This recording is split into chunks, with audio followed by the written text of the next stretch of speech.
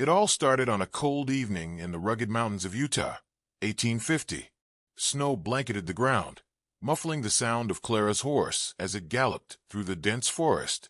Her breath came in ragged gasps, each exhale forming a cloud of mist in the frigid air.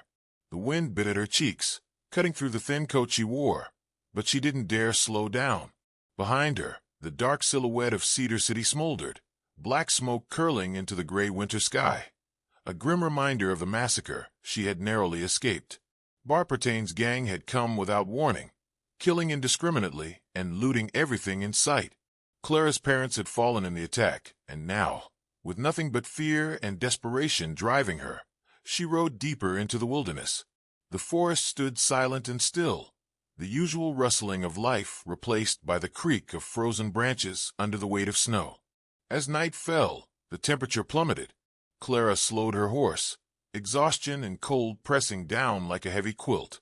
She had lost the gang for now, but she knew it was only a matter of time before they picked up her trail again. Alone, frightened, and deep in unfamiliar territory, Clara had only one thought: survive. She dismounted carefully, legs trembling from the ride and the cold. Tying her mare to a nearby tree, she took in her surroundings, the forest a sea of white, the snow reflecting pale moonlight. Every sound seemed magnified, every step leaving a telltale trail behind. She found a small clearing near a rock outcrop and sat with her back against a stone, clutching her father's worn leather satchel, the only thing she'd managed to grab.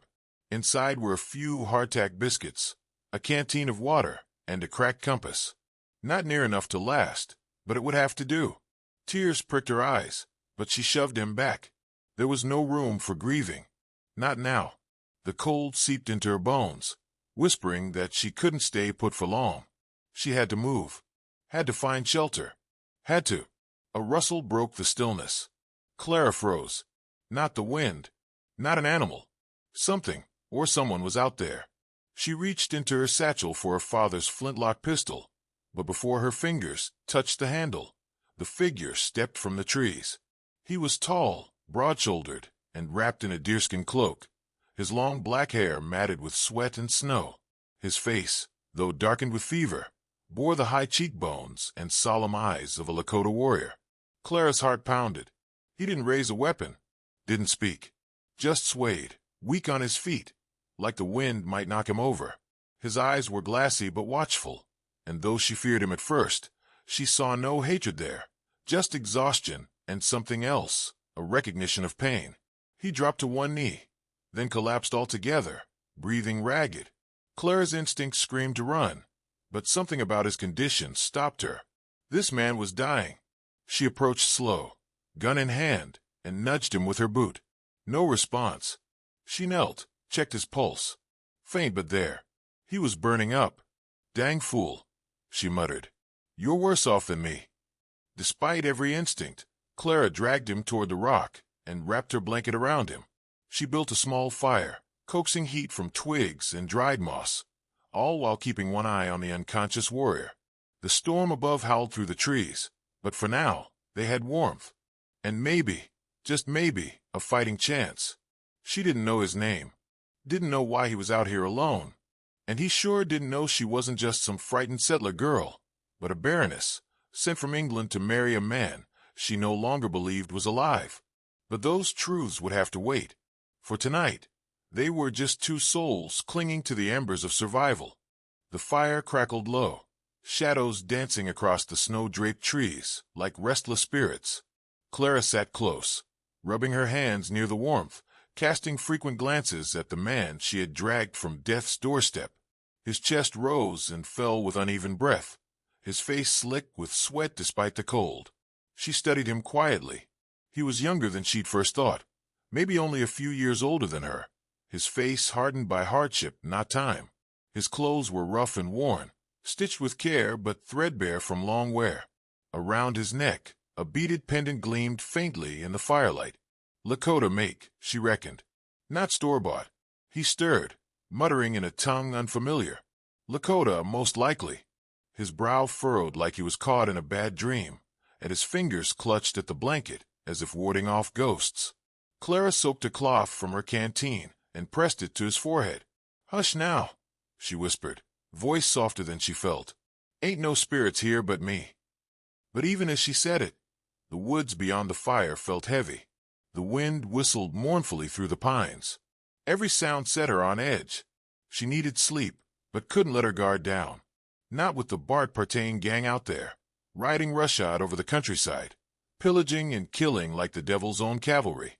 Her mind drifted back to the massacre, the screaming, the flames, the acrid stench of burning flesh. Her father's voice, shouting her name through the smoke. Then silence, only the beat of her heart and the pounding of hooves as she fled. She blinked hard and turned back to the warrior. "Don't even know your name," she murmured. "And here I am, saving your hide." His eyelids fluttered, and for a moment she thought he might wake. But then he slipped deeper into fevered sleep. She tucked the blanket tighter around him and returned to the fire. The satchel at her side held little more than a few days' supplies and a locket containing a sketch of her mother, Lady Genevieve Whitcombe, Baroness of Westheath. Clara had been raised in silk, dined on porcelain, and was betrothed by arrangement to a colonel stationed in the Utah Territory. Her passage across the Atlantic had been full of hope and youthful folly. But when she arrived, the colonel was gone, dead or deserted, no one could say. She'd stayed with a missionary family in Cedar City, until Bart Partain brought ruin to all of it. She never told anyone who she truly was. What good would it do, being a baroness in a land where titles held no weight and gunfire ruled the law? A groan pulled her from thought. The warrior was waking.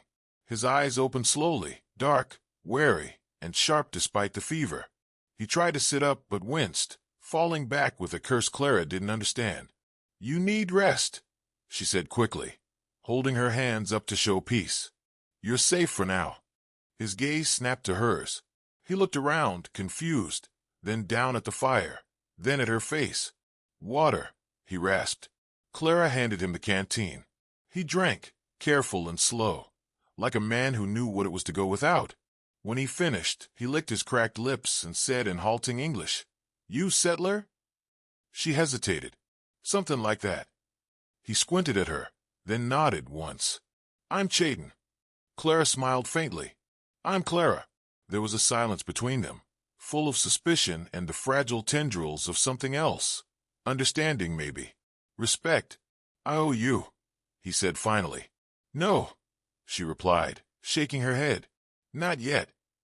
The fire cracked again, and the wind wailed like a lost soul beyond the tree line. Neither of them knew it yet, but the road ahead would carry them through snow and sorrow, secrets and salvation. 2 lives running from the past. 2 hearts not yet ready to trust. But fate, well, she has a funny way of keeping folks together when she's got plans in mind. By the 3rd day, Chayton could stand, though not without a grimace and Clara's steady hand. The fever had broken sometime in the night, sweat soaking through the blanket. Clara had stayed up the whole time, feeding the fire, changing cloths, whispering stories from her old life, half out loud, half to herself. She reckoned he heard some of it, though he never said. Now he leaned on a stick she'd fashioned from a pine branch, shoulders hunched, but his eyes clearer. "You should go," he said, not unkindly. "You don't owe me anything." Clara shook her head. "Can't leave you to freeze. And you're still limping worse than my old pack mule back in Hampshire." "Hampshire," he echoed, pronouncing it with care. She bit her lip, realizing her slip. "Back east," she said quickly. "Way back east."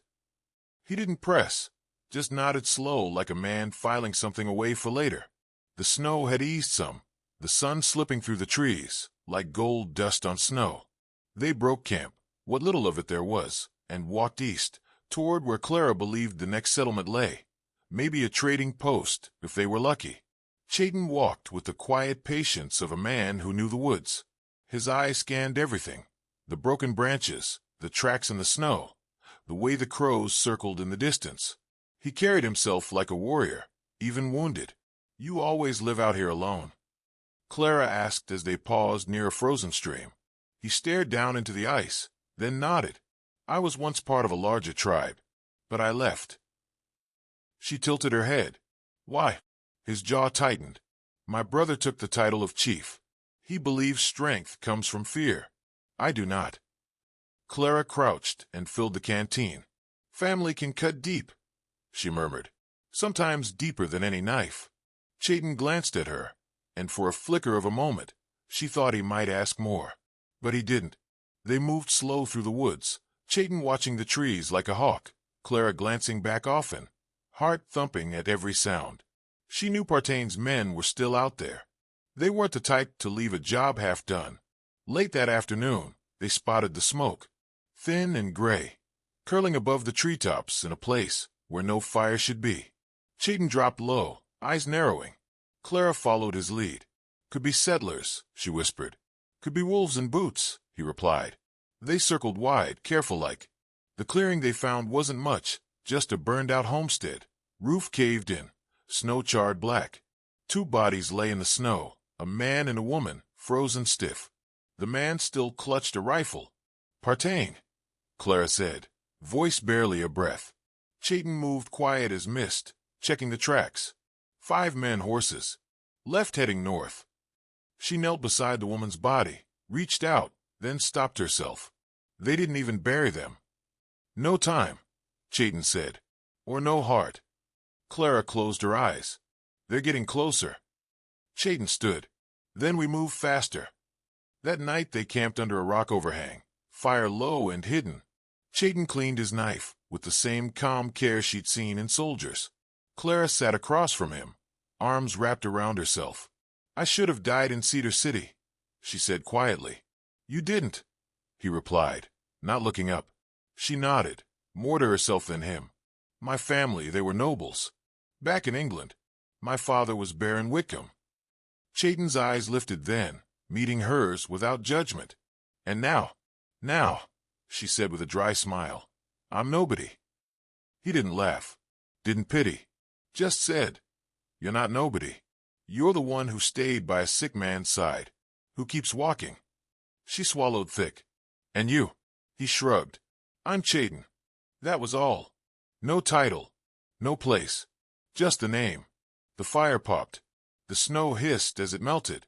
And 2 strangers, each running from what they once were, sat watching the night stretch on alone, but not quite as alone as they'd been before. By morning, the sky had turned that pale, empty blue that only came after a storm, like the land had sighed but hadn't yet recovered. Clara and Chayton moved steady through the woods, always listening, always watching.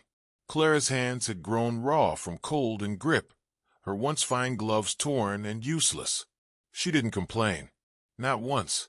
Survival has a way of sanding down complaints until only grit remains. Around midday, Chayton raised his hand and froze. Clara stopped beside him, breath caught. Riders, he said, voice low. She heard it then, too, the distant rhythm of hooves muffled by snow. They scrambled into the brush, crouching behind a fallen log thick with lichen. Clara dared a glance. 5 men on horseback, riding single file, eyes scanning the trees. One of them wore a red scarf, just like the one the man wore who shot her father. Her breath hitched. Chayton leaned in close. Do you know them? She nodded, jaw tight. Partain's men. They waited, still as statues, till the riders passed. Clara counted slow, 1, 2, 3. The 4th paused, reined in his horse, and sniffed the air. Someone's been here, he said, voice sharp. Chayton's hand touched Clara's shoulder gently. Don't move. But then a branch cracked under the weight of a rabbit, and all 5 men turned. There, the man with the red scarf shouted. Gunshots split the quiet. Clara and Chayton bolted, weaving through trees as bark splintered around them. A bullet tore past Clara's ear, close enough to whistle. They ran until the forest thickened, the terrain turned rocky, and the horses behind them slowed. We can't outrun him forever, Clara panted. No, Chayton said, but we don't have to. He pulled her into a small ravine, the kind that vanished easy in snow. Inside, a narrow crevice led into a hollow tree stump, big enough for the 2 of them if they didn't mind getting close. Trust me, he said. Clara nodded and crawled in. They held their breath as the sound of hoofbeats grew louder, then fanned out. One rider passed close enough Clara could see the mud on his boots. But he didn't look down. Minutes passed. Then the sound faded. Chayton finally exhaled. They'll double back soon. We can't keep running, Clara said. We need help. Chayton nodded.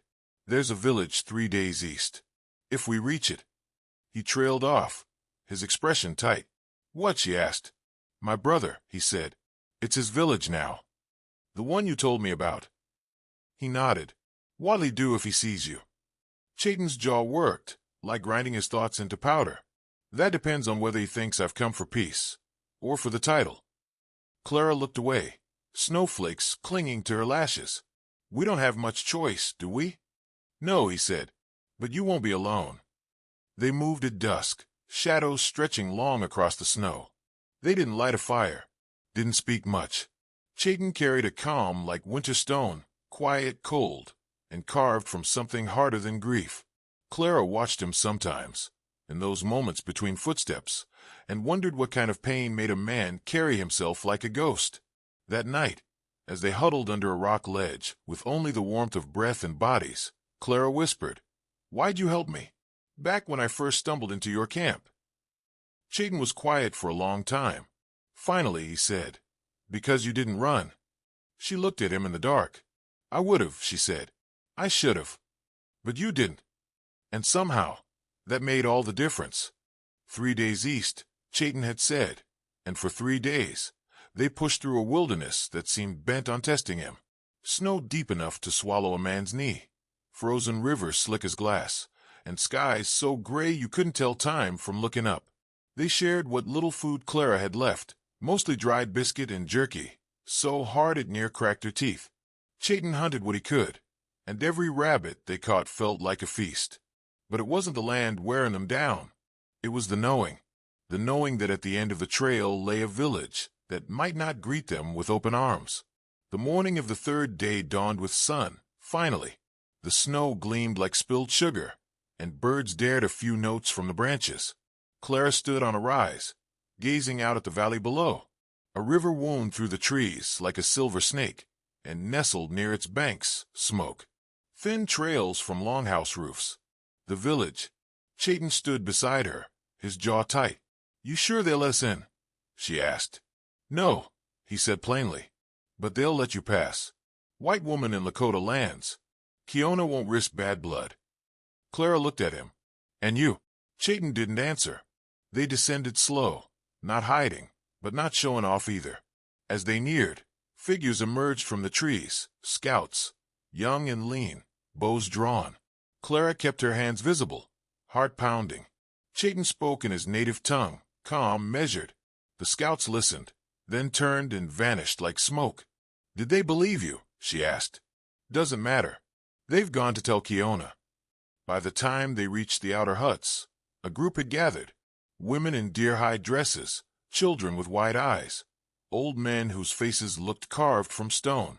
And at the front, a man, younger than Chayton, but already wrapped in a mantle of leadership. Tall, proud, with eyes like obsidian and a sneer that curled like a snake ready to strike. Kiona, Chayton said. Brother, Kiona replied. Or should I say, stranger. Clara stepped back instinctively, the tension between the two thick as pine sap. Kiona's gaze flicked to her. You bring a settler girl into my home, and expect me to welcome you? She saved my life, Chayton said, and I saved hers. Kiona crossed his arms. Still playing hero, are you? Chayton didn't rise to the bait. We need shelter. Just a day. She's running from Partain's men. That name turned a few heads in the crowd. Even Kiona's smirk faltered. You brought Partain to my doorstep, he said sharply. No. Clara spoke up, voice clear. We lost them. 2 days back.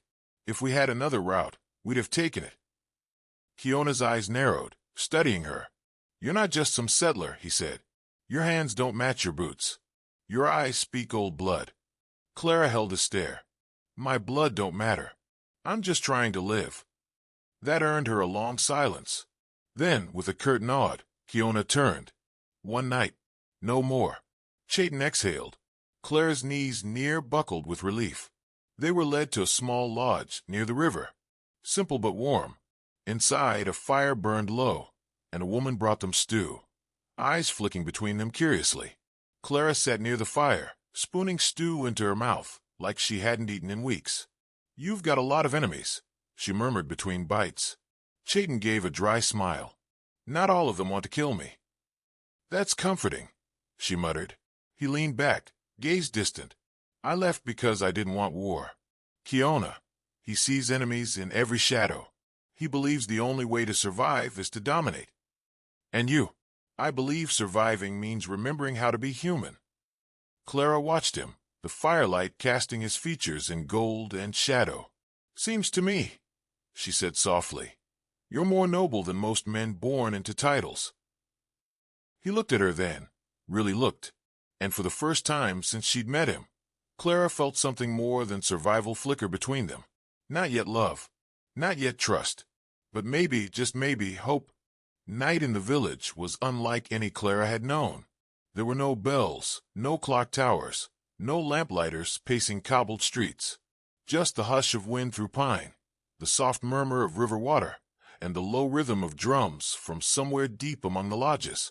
Not for ceremony, not for show, just life, steady as a heartbeat. She sat outside their borrowed shelter, bundled in a deerskin cloak, staring at the moon as it climbed above the treetops. Her mind drifted to England, to the soft candlelight of Westheath Manor, the smell of rosewater and ink. She'd worn silk gloves then, taken tea in parlors, and smiled politely at lords she didn't care for. Now her hands were cracked, her nails chipped, her hair knotted and half-frozen. And still, she felt more real than she ever had back there. Chayton stepped out, quiet as smoke, and joined her on the log. "They're watching us," he said without looking. Clara nodded. "I figured. Kiona doesn't trust easily, especially not family." "I gathered that too." He smirked faintly, but the tension didn't leave his shoulders. "He thinks I came back to challenge him. He's not wrong to worry." "Are you?" she asked. "No," he said after a moment, "but he might force my hand." Clara studied his profile in the moonlight. Strong, weathered, haunted. "Why'd you really leave?" she asked. He was quiet a long time. When he answered, it came soft. "There was a boy. Just a boy. Maybe 12. He stole food from the trader's wagon. Kiona ordered him whipped." Clara's breath caught. "I stood in the way," Chayton continued. "Said there were better ways to lead than fear. We fought. I left." She laid a hand gently on his arm. "You did right." "Doing right and being right don't always mean the same thing," he said, voice low. Inside the lodge, the fire cracked. Chayton stood. "Get some sleep," he said. "We ride before sunrise." "Where to?" Clara asked. "To find what's left of Cedar City. Maybe pick up Pertain's trail." Clara stood, stiff and sore. "You're still hurt." He shrugged. "A wound either heals or doesn't." She frowned. "You got a way of talking like an old man." He chuckled. "I've seen more than most." She hesitated at the lodge door. "What if we find Partain?" His face turned to stone. "Then we find out how much justice can weigh." They slept little. At dawn, they saddled 2 horses gifted by a village elder, their tack rough, but sturdy. Kiona stood at the edge of the trail as they rode out. "Don't come back," he said, voice flat. "I won't," Chayton replied. And they rode. The land opened before them, broad and cold and painted in dawn's gold. Pines bowed beneath frost. The sky a clean blue untouched by fire or smoke. They reached Cedar City by dusk. What remained wasn't much. Blackened beams. Scorched earth. Ash piled where homes once stood. Clara dismounted slowly, staring at the ruins. Her chest ached. She walked through the rubble, boots crunching over cinders. Found the charred shell of the missionary house. A broken teacup in the snow. A child's shoe. She sank to her knees, hands shaking. Chayton stood nearby, silent. "I thought it might hurt," she said, "but I didn't know it'd feel like this." He crouched beside her. "You're still alive. That matters." "I don't want it to be for nothing," she whispered. "It won't be." That night they made camp among the ruins. Clara watched the fire flicker against burned timbers, her breath a ghost in the air. "I can't go back," she said. "Then you go forward," Chayton replied. "With purpose." She looked at him. And you? What do you do when this is done? He stared into the flames. Maybe find someplace quiet. Grow old. She smiled faintly. We might have the same plan. And in the hush of that night, two souls found shelter, not in a lodge or a campfire, but in each other's company. A small, flickering promise in a world scorched and wild. Snow began to fall again by morning. Not heavy like before, just a quiet drift, as if the sky was sighing out its sorrow. Clara and Chayton rode slow through the remains of Cedar City, past scorched fences and the twisted bones of wagons. The air still carried the ghosts of screams. Tracks, Chayton said suddenly, pointing near the old trading post. Boot prints. Fresh. Clara tensed. Partain. Could be someone worse. They dismounted, moving quiet as foxes. Chayton checked the earth with practiced ease, his fingers brushing ash and snow like reading a page. He stood slowly. 6 men, 2 horses, headed west. Clara's heart thumped. That's not many. Plenty, if they're mean enough, Chayton muttered. They followed the trail cautiously, leading their horses on foot to avoid noise. The path veered off into the hills, toward a place Clara recognized. The old mission trail, she said. There's a canyon up ahead. Narrow. Good for hiding, Chayton said. Or ambushing. The sun had started to dip behind the peaks when the ambush came. A shot rang out. Clara dropped instinctively, the bullet grazing her shoulder. Chayton dove beside her, returning fire from behind a rock. Trap, he shouted. Gunfire cracked through the canyon. Voices echoed. Partain's gang. We got you now, Injun, someone yelled, laughing. Chayton didn't flinch. He moved with fluid precision, loading and firing like he'd done it 100 times. Clara clutched her bleeding arm, teeth clenched. Can you shoot? He asked her. She nodded. Well enough. He handed her his second pistol. Cover the left ridge. I'll flush them out. You'll get killed. He smiled, grim and fierce. Not today. And then he was gone, slipping through the rocks like shadow. Clara braced herself. Fired once, twice. A scream followed. Then silence. Another shout rose. More gunfire. Then the clatter of boots, a panicked voice. He's behind us. Chayton was herding them like cattle, outmaneuvering them in their own trap. Clara crawled higher, found better cover. Her shoulder burned, but she focused on the sound of Chayton's voice, sharp, commanding. He was drawing them out one by one. Minutes passed like hours. Then it stopped. No more shots. No more shouting. She waited, pistol shaking in her hand. Then Chayton appeared, limping but alive. His knife was bloody, his coat torn, but he was standing. It's done, he said, breathless. All of them. He nodded. Those that ran will wish they hadn't. Clara let the pistol fall from her grip, her arm throbbing. You're bleeding. So are you. They patched each other up with strips of cloth torn from Chayton's undershirt. The cold kept the bleeding down. The silence afterward was deeper than before. You okay? He asked, voice softer now. Clara nodded. You. He didn't answer right away. Then, killing used to come easy. Too easy. She placed a hand on his. You did what you had to. He looked at her, and something in his eyes cracked, just a little. The warrior's mask slipped. Next time, she said. Let's not take the canyon. He chuckled, tired. Deal. They camped in a shallow cave that night, the fire small and low. Neither of them slept much. The canyon felt like it still held breath, waiting for more blood. Clara lay beside Chayton, staring at the flickering flame. We've still got miles to go, she said. Yes, he replied, but fewer behind us. And in the darkness, that felt like something worth holding on to. By the time they reached the lower plains, the snow had started to melt, turning the ground into a mess of mud and thawing sorrow. Clara's shoulder throbbed steady now, not sharp like it was before, but deep, like the ache of something long broken trying to mend. Chayton rode beside her in silence, the two of them following the line of the river toward a town neither of them trusted, but both knew they needed. They reached it by noon, a place called Deadwater. Fitting name. Just a few buildings with sagging roofs, a saloon with boards over the windows, and a church with no bell. Folks here didn't greet strangers with smiles. They watched, measured, then looked away. Clara tugged her hood low. "You sure about this?" "No," Chayton said, "but we need supplies, and you need a real doctor." She shook her head. "I'll manage. You always say that." They left the horses near the livery and headed into the general store. The man behind the counter was old, with a beard like frostbitten moss and a pistol within easy reach. His eyes narrowed as Chayton stepped through the door. "No weapons," he grunted.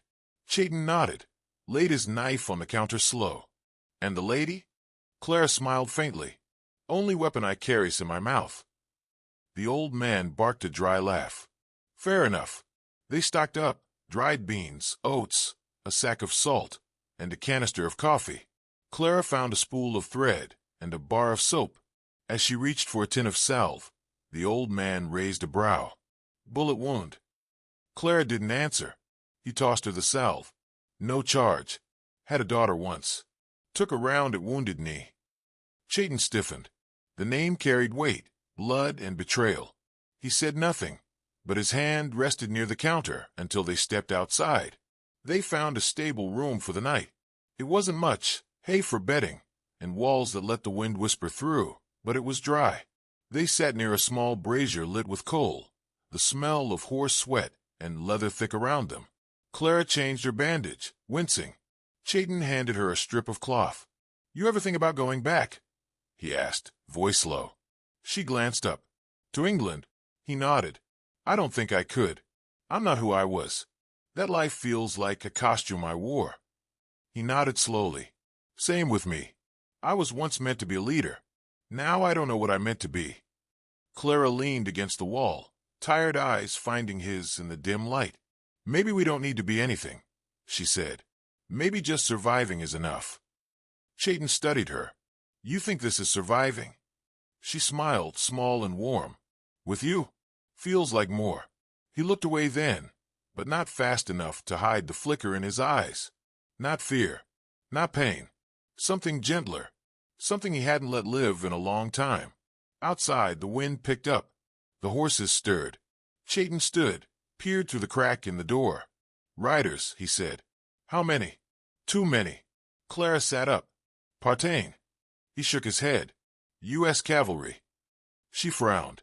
"That's not better." They packed in silence. No words needed. Clara grabbed the satchel. Chayton doused the brazier. By the time the first knock came at the stable door, they were gone, slipping out the back and into the scrub behind town. They didn't stop until the land turned to rock and shadow. That night, they camped beneath a cliff, the fireless dark wrapping them tight. Clara curled into her blanket, closer to Chayton than she meant to be. He didn't pull away. "You think we're still running?" she whispered. "No," he murmured. "I think we're almost there." They crossed the Badlands by moonlight, the sky a patchwork of stars and old stories. Clara rode close behind Chayton, her mare picking careful steps along the rocky trail. Her shoulder had stiffened, but the pain didn't scare her as much as the quiet in Chayton's eyes. Something had shifted since Deadwater, not in the way he looked at her. No, that had softened, but in the way he looked at the world, like a man steeling himself for a reckoning he could no longer outrun. "What's ahead?" she asked as they paused near a dry creek. Chayton stared down at the dust. "A cabin. Old. Hidden. Belonged to a friend once. If it's still standing, we can rest." "Friend." He nodded. "He owed me his life. Said I could always go there if I needed to disappear." Clara exhaled. "Sounds about right." They reached the cabin before dawn, tucked in a hollow between two ridges. It was little more than timber and rusted nails, but it had walls and a roof and a stone hearth. The door hung crooked, but the lock still worked. Inside, it smelled of pine and old ash. A blanket lay folded on a rough bunk. Dust cloaked every surface, but no vermin stirred. Chayton closed the door behind them and set his rifle by the wall. Clara leaned against the frame, exhaustion pulling her bones like iron weights. "It's safe," he said. "For now," she answered. They unpacked slow, lit a small fire, and shared a meal of beans in silence. When the flames dwindled low, Clara set her plate aside. "Do you believe in fate?" she asked. Chayton shrugged. "I believe in choices. And consequences." "I believed in destiny once," she said. "Believed I was meant to marry a man I'd never met. Meant to be a baroness. Meant to behave." She gave a tired laugh. "And now? I don't know. Maybe I was just meant to survive long enough to meet you." He looked at her then, long and quiet. His hand reached toward her, hesitated, then touched her fingers. "I've lost a lot," he said. "But not everything. Not yet." The words hung in the air like smoke. That night, Clara dreamed of fire again, of the mission, of the blood, of the sound her father made when he fell. She woke with a gasp, sweat cold on her skin. Chayton was already up, watching the window. "Trouble?" she asked. He nodded. "Kiona." "What?" "He sent scouts. I saw the tracks this morning. He's looking for me." Clara stood. "Why now?" "Because word travels fast. And Partain's men, they weren't just raiders. They were hired." Her eyes narrowed. "By who?" Chayton's expression darkened. "By men who want the land we're riding through. And they want me gone, because I'd never sell it." Clara stepped closer. "Then we fight." He turned to her, surprise flickering behind the steel in his gaze. "You don't have to," he said. She stepped even closer. "I want to." Chayton smiled then, real and small, but real. They spent the rest of the day fortifying the cabin. Clara helped set snares, covered windows with hides, and learned how to reload faster. Chayton watched her work, something like pride in his eyes. Night fell cold and starless. As they lay near the fire, Clara asked softly, "What will we do if we survive all this?" Chayton was quiet. "Then, find land. Build a place. Live quiet." "With chickens?" she asked, smiling. "And goats," he added. "And no titles. No barons or chiefs. Just you and me. Just us." And somewhere between firelight and sleep, between memory and maybe, they let themselves hope. For something more than survival. For something they could call their own. They came at dawn. Not like bandits, but like soldiers. Organized, quiet, deadly. Chayton heard the crunch of boots first, soft and rhythmic, closing in from the tree line. "Kiona's men," he said, already grabbing his rifle. Clara woke instantly, reaching for her pistol. No questions. No fear. "How many?" "Too many." They barricaded the door with a table. The fire burned low. The world outside was holding its breath. Then came the call. "Chayton of the Lakota, step out. This is not your land anymore." Chayton stood, calm and straight. Clara grabbed his sleeve. "Don't," she whispered. "I have to." He stepped outside, rifle slung over his shoulder like a flag. 10 men, bows drawn, 2 with rifles, and Kiona, standing at the front in a cloak lined with coyote fur. "This land was given to me by the elders," Chayton said. "You don't decide who belongs." "I do when you bring enemies," Kiona snapped. "The cavalry's coming. You've stirred the hornets." Clara stepped into the doorway, chin high. "Then you better start swinging." Kiona blinked. "You bring a white woman into this." "She's not just a white woman," Chayton said. "She's someone who stayed. Someone who bled for this land." Kiona spat. "You've forgotten who you are." Chayton's voice stayed low. "No, I remember. You forgot what leadership means." The silence broke like glass. A shot rang out from the woods behind. The cavalry had arrived, but not to save them. Bluecoats poured in from the north, rifles raised. Kiona's men scattered, confused. Chayton grabbed Clara's hand. "Run!" They ducked behind the cabin as bullets ripped the air. Chayton fired back once, twice, covering their retreat. Clara spotted a break in the trees and pointed. There. They ran. Mud flew from their boots. Smoke rose behind them. The cabin, the land, they'd fought for it. But this wasn't a battle they could win today. Not yet. By dusk they were miles away, hidden in a canyon creek. Clara collapsed near the water, trembling. "We lost it," she whispered. Chayton knelt beside her. "We're still breathing. That means we haven't lost everything." She looked at him, tears welling. "I'm tired of running," I know, he said, but we ain't running anymore. We're choosing where to go. He pulled out a folded scrap of hide, marked with ink, lines, and excess. A friend told me of a valley, far south, unclaimed, fertile, quiet. She reached out and placed her hand over his. Let's go. They rode for days, through mesas and dry gulches, across frozen rivers and sunlit plains. At last they came to it, a broad, green hollow wrapped in trees, with a spring-fed creek and hills that sang when the wind passed. They built a cabin there, by hand. Clara learned to thatch a roof, to trap quail, to skin a rabbit without flinching. Chayton dug a well, shaped beams, planted seed. They never married, not by paper. But every night they sat by the fire, hand in hand, and called each other home. Clara never spoke much of England again, and Chayton, when asked by wandering traders if he was chief, would only smile and say, I was a warrior once. Now I'm just a man.